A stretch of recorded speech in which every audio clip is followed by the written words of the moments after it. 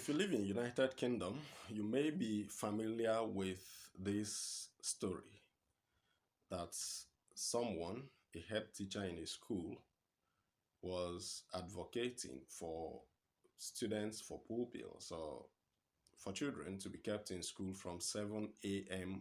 in the morning till 7 p.m. in the evening.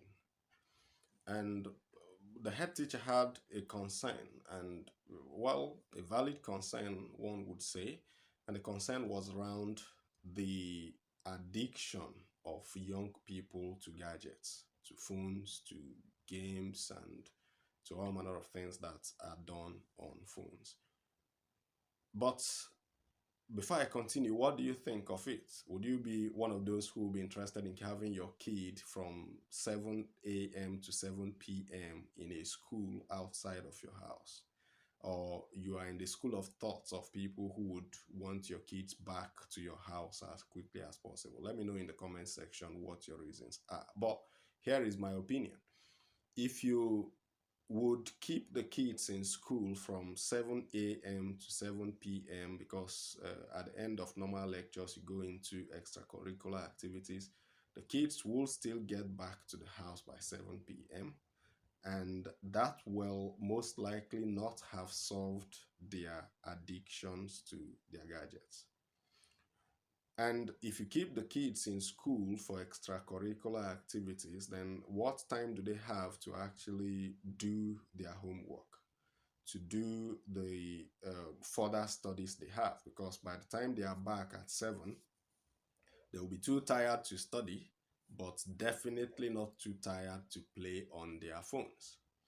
So while it is a concern that kids are getting addicted to phones, to gadgets, I do think that addressing the question of addiction to gadgets by kids should start from addressing the question of how much of an addiction adults have to phones and to gadgets.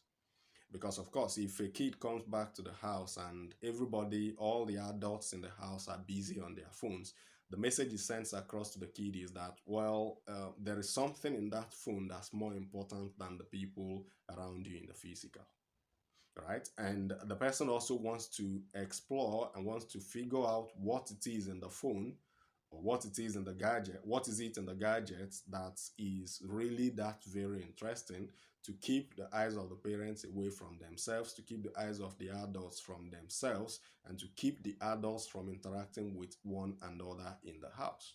So the kid begins to explore the gadgets, and then the kid begins to beyond the addiction that we are worried about. The other thing we should even be worried more about, but then again, what the short videos, the short clips, the very brief videos might be doing potentially to people's memories, people's abilities to retain information, and people's abilities to focus on things for a good period of time.